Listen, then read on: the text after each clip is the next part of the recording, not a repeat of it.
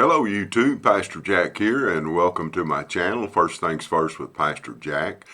Before we get started today, I'd just like to remind you guys to do all the YouTube stuff. I failed to mention it a lot of times, and popularity on YouTube's not a big deal to me. That's not why I'm doing this channel. But it does help the channel. It helps the message get out. If you like and subscribe and put a comment in. The comment can be just a simple hello, Pastor Jack. It don't have to be any big huge comment, but YouTube measures all those things, and I get emails, and they're big into that. They call it participation, and it drives their software to whether to put this video out to other people or other videos on my channel out to other people. So it's kind of ministry on your part. So you do your ministry by hitting the like, hitting the subscribe, and making a comment. That'll help get this ministry out. So you are partakers, as Paul would say. Today we're going to be talking about a topic, and maybe talk about it a little bit tomorrow, it's a question I get asked the most as a pastor. And I think it's got a lot to do with society and how divided the culture is today. And the question I get asked is, how should we expect the culture war to turn out? And you're probably not going to like the answer, but before I even address that, I do want to talk about, which side are we on as biblical worldviewers. At one time I would have called myself a liberal politically a long time ago. Ronald Reagan, dating myself here, made a conservative out of me. And I think what used to be called liberal is now actually on the conservative side, because the liberal side has went so far out into Never Never Land. If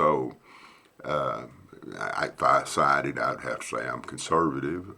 Probably when it comes to spending and stuff, I'm not as conservative as some. I see, I'm in the trenches. I see people who are hurting, getting some help from the government, and churches should be helping.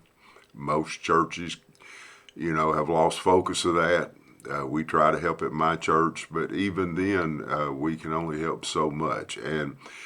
And so, where I'd fall out in this thing, I'd be a conservative, for sure, morally, ultra conservative. But, who's going to win? Well, the answer that we find in the Bible's not good on that. But that doesn't mean we shouldn't fight the fight, and it doesn't mean that we shouldn't try, especially in the moral conservative realm. Things that's going on in our school boards, things that's going on, I can see from the scripture that I'm not going to win when it comes to the world, or even probably the United States. I'm on the few side instead of the many side. But I can win here in my local county.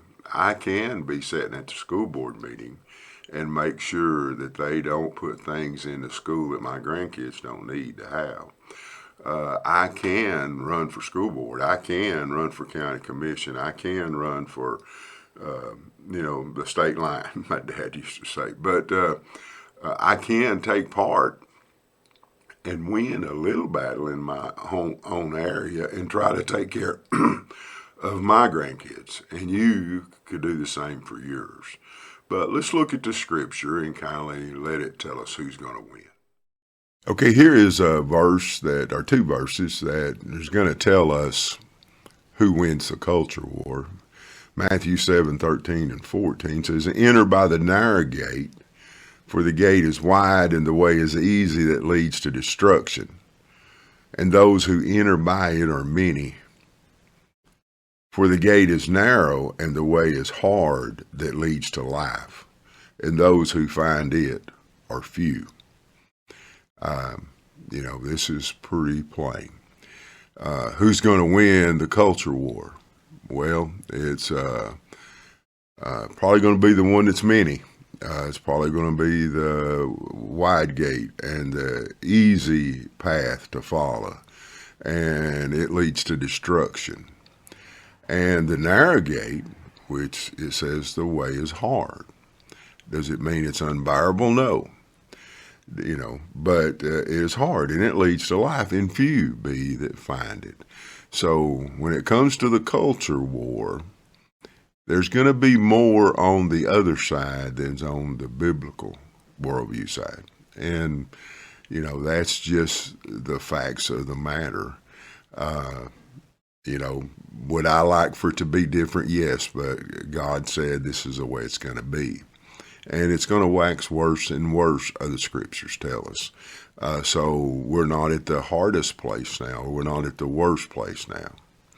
So scripture's pretty plain here. So, Pastor, with this knowledge, how should I react? Well, you should keep fighting the fight. There are things worth fighting for. Babies' lives are worth fighting for. We need to fight that fight until we can't fight anymore, until God takes us out.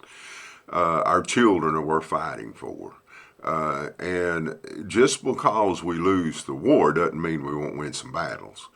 And we already see some battles coming the right way. Our Supreme Court, who, by the way, is not conservative. People say it's a conservative court. It's not a conservative court. You can't possibly get through the law schools that those guys went through, all of them, girls and guys, and made it in the legal system to the point of being qualified to be on the Supreme Court and be a conservative. There's no such thing. They're all liberals. What we have now is a court that are constitutionalists. They believe in the Constitution, and the Constitution's clear. The government has no right to say whether abortion's right or wrong. The federal government has no right. The states kept all those powers. Read the Constitution. It's really plain. The state kept all those powers. The Supreme Court in Roe versus Wade messed up. They should have never. It was nothing to do with commerce. It was nothing to do with the common protection. The few little things that the Constitution tells the federal government they're supposed to take care of, abortion had nothing to do with any of that. It's all maintained by the people. And when the Constitution says the people maintains those rights, it means the state governments maintain those rights. And so what we have is not a conservative Supreme Court. We have a constitutional Supreme Court. And so we've won a few, and that's all good. And we can win some, but we're going to lose the war. The scripture's plain. Wide, many. Narrow, few. Wide, easy, many. Narrow, hard, few. And so we're going to lose this war, but Jesus is going to win it in the end. But in the culture war we're in, we're going to lose. But that doesn't mean we can't win battles. That doesn't mean you shouldn't be at your school board meetings in your area. It doesn't mean that you shouldn't be working in the state legislature of your state to get people elected who are pro-life. It doesn't mean that we shouldn't be involved. We for sure should be involved. Just because it's going to wax worse and worse does not mean that I can't control what my grandkids are exposed to. Now, can I control whatever grandkid in the country is exposed to? No. But grandparents in those states can. And so we should be involved. I'm not saying not to be involved. I'm just saying don't expect to win. And when you don't expect to win, every little win you have, you can celebrate. So I guess the question I'm asked the most is, who's going to win the culture war? It's not going to be the biblical worldviewing Christians, but we can win a bunch of the fights. Keep first things first, and I'll see you on the next video.